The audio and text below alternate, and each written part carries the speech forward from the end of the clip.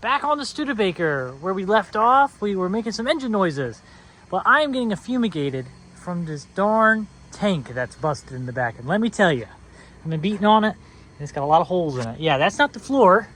This is the floor that I peeled up here. That's the tank, and it freaking reeks, and it has some goop in it.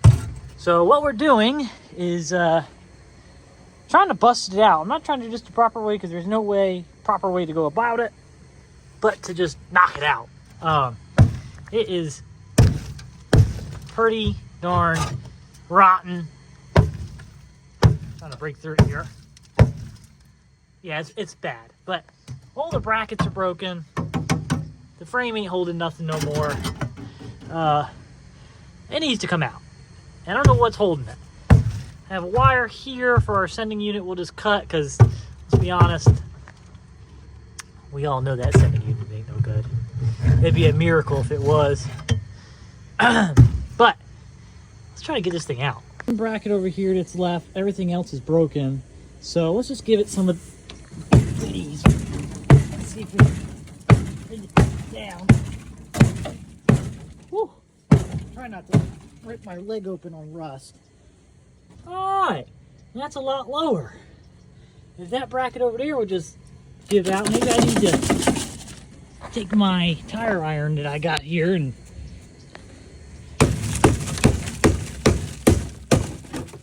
break this rust out before replacing it.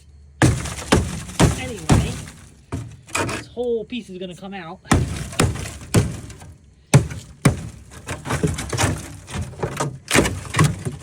Oh yeah, look at that. And as you see, right there is where our bracket is. And that bracket's actually in somewhat good shape. With enough beating though, it'll let free. I'm not trying to get all this juice on the ground. So I'm gonna put I'm just gonna beat this in here with something. Beat this in here with a hammer, try to split it. Let's be honest. Can't make it any worse. We gotta get rid of this smoke. I just cut that out and didn't blow up, thank gosh. I don't think this stuff's flammable anymore, but it is out, thank God. Just drag this thing out of here. Ooh, gross. I don't want to put my fingers in there.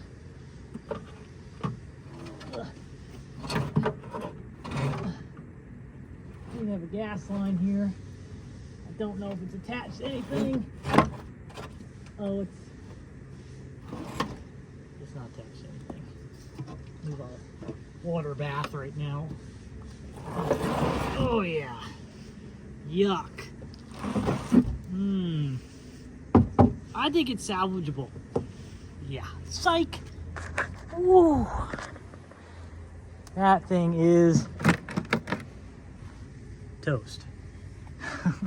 That can go right in the scrap bin. All right, so you can see what we're working with now. Frame on this side is intact. Frame on this side, yeah, we're not gonna talk about that. Rear end. Oh yeah. Now we can make a floor pan, pretty simple. Get a piece of flat steel and cut out what we don't need. And either weld it in properly, or probably do it the way I'm gonna do it and just pop rivet it in and call it good. But I have a welder, so I probably should weld it. I mean, that would be the reasonable thing to do. Get all this tetanus out of the way. At least we won't have to worry about water sitting in here anymore. Let me see, we have some wiring here. Lots of bare wires that we'll have to rerun and rewire. We'll just go ahead and rewire this whole car. Weird that they wired it through under the car and not in the car for the tail lights, but we'll probably wire it from in the car so it's easier. So this thing can just work, and we don't need all those wires because we got double the amount of wires back here for turn signals. It would be nice to have turn signals. I mean, they do work, or at least one does. And so we might wire that back up, but for now we'll probably just wire up tail lights, but I'm kind of getting ahead of myself here because the car doesn't even move and run. It makes engine noises, but don't run.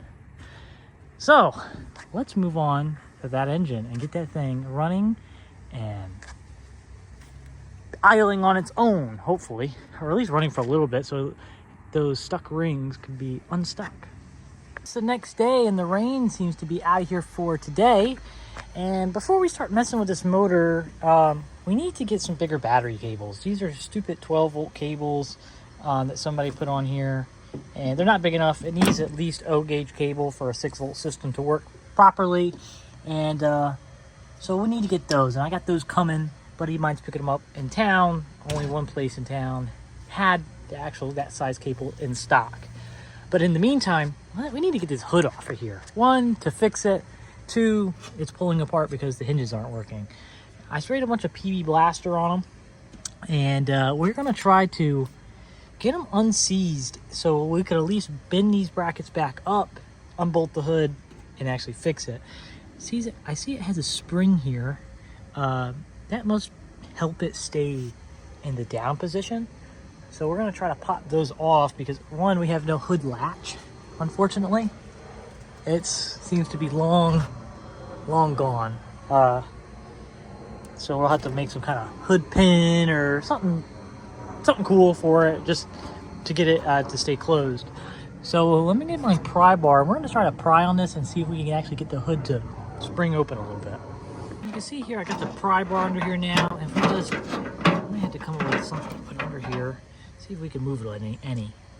Looks like I don't want to move. She's locked up pretty damn solid. I saw a little bit of movement there. It's hard to hold the camera and do this at the same time. Looks like we're just bending this piece of metal back, which is okay. Let me mess with this for a minute and come right back. With a little bit of prying, we did get it up just quite a bit. So I think now we can actually get a wrench or a socket in here and get these 2 bolts out, get those 2 bolts out, and take this hood off and see if we could beat this dent out and fix these brackets real quick. Let's see if the old impact can break some of these bolts free. They are awfully rusty. Oh yeah, it's coming actually right off. Actually really surprised. It might be a little bit of a challenge to get the studs out, so this is going to have to all kind of flex, and it's actually kind of interesting because these bolts don't go all the way through. It's actually riveted together, so it must move a little. It's going to have to move a little for it to actually come undone, and that might be a little bit of a challenge since it's all bent. I did this one with a swivel that I don't have, so we might just go ahead and put a ratchet on that one.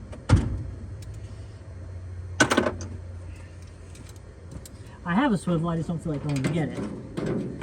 Let's see. Turn this ratchet in the right direction here. Oh yeah.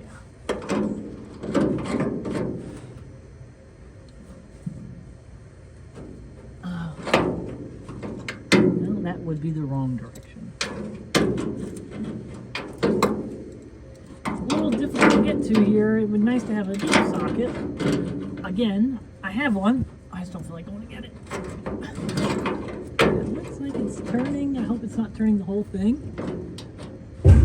I think it is turning now. Oh yeah.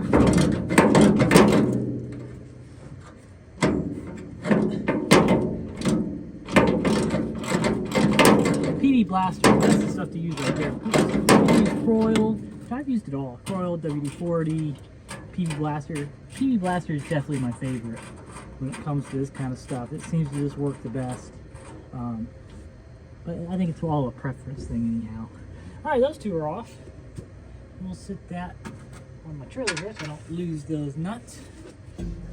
We'll move on to this side. And this side might be a little difficult as well. See if I can set my camera up for you guys so you can kind of see me working here. I don't know. I really need to get a gimbal. I think I actually have one, and I just haven't dug it out yet. let's see. You know, for a car that's sat for so many years, I think labels would be seized, stuck. I don't know if stuff is just made better, but this stuff is coming right off. I still need to take that carburetor off before we start it again, and I want to at least soak it down and clean it. Ow! Did you see that? It's starting to move. Well, I got my hand in there. That wouldn't have felt great if it would have kept on going. I'm gonna have to put my pry bar in here so I don't lose a finger, because I really don't know how heavy this.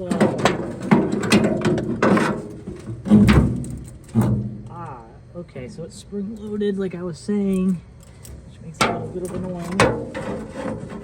Okay.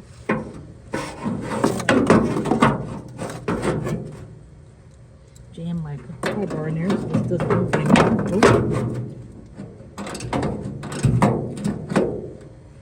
Funny thing is, these hood bolts actually are drilled and look like they have cotter pins that go in on them to lock them up so they don't loosen up. It's interesting.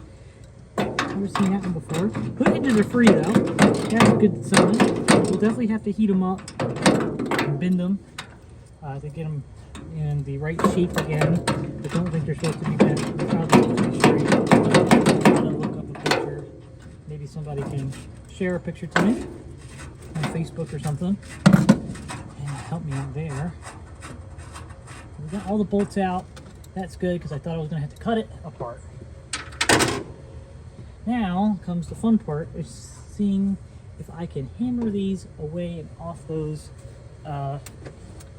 rivets. All right, we got the hood hinges actually disconnected and very sketchily holding it up with this one rod. Now I'm going to try to manhandle this and get it off by myself. Let's see how that goes. This could go really bad and go really good. I don't really know how heavy this is. It feels pretty dang heavy. Alright.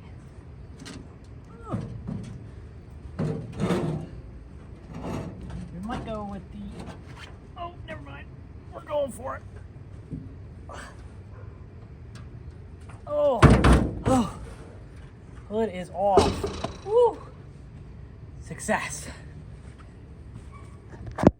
Success. Now we can actually get in here and work on these hood hinges where you can see they're bent. I believe they're supposed to be straight. This has a spring on it. It's not a very strong spring, so we'll leave it on there, but it's bent. That'll take your finger off. And this side here, same deal. Moving pretty freely, bent. And we gotta fix that. But everything feels nice and free. We could get in here and wash this too, and obviously we can get a better look at the engine. A lot more light in here now, and honestly that hood isn't as heavy as I thought, but let's see if we can beat that dent out. In the comments, somebody in the comments is definitely gonna hate this, but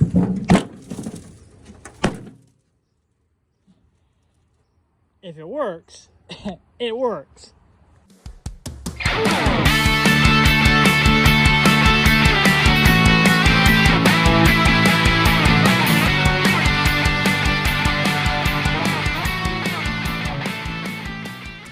My daylight here, but you can see that we got just about all that dent out. We got a little spot right here that we can work with, but that majority of that big dent is gone. We did have some rust holes here. What we could do there is weld it up so we don't get any rain on the engine, which we probably will do. But we have a hole there, and hole there, and that is just from that dent sitting there and that water just pooling there. The back hinges, we're gonna have to work on those a little bit, probably heat them up and bend them out. I didn't work on this side at all yet, but that side needs a lot of beating. But hey, it looks pretty darn good. I mean, you can see a little bit here, but it's not gonna be perfect. This car isn't meant to be perfect. This car is actually perfect just the way it is. Get rid of that dent, and honestly, that dent is the only dent on the car that I see. There is a little bit of Bondo right here, but that is all patina. But anyhow, we are going to stop for the night there because one, I need some battery cables, and two, it looks like it's gonna rain. It's probably gonna rain tomorrow, so we'll pick back on this either tomorrow evening if it stopped raining, or Thursday. So we will be back.